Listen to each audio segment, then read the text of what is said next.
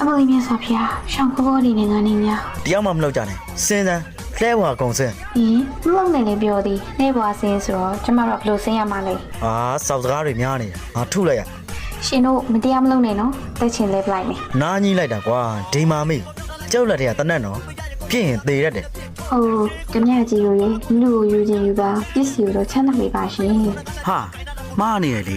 ပစ္စည်းကိုယူလူကိုချမ်းသာပေးပါလို့ပြောအောင် အော်ဟုတ်တာ တိတ်ကြစမ်းမင်းတော်တော်စကားများတယ်မိန်းမပဲ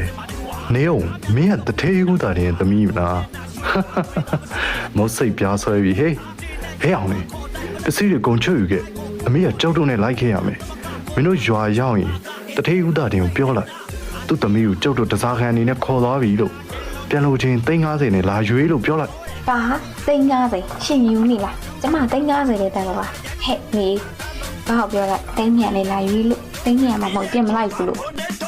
ပါကြည့်နေရလေတော့မယ်လေရင်းနဲ့တော့မှာမလားကျမတစ်ခါမှမသိဘူးပြောဖို့ကောင်းပဲပုံပဲ ဆရာကျုပ်တော်တော်မှားပြီထင်တယ် အေးငါလည်းအဲ့လိုထင်တယ်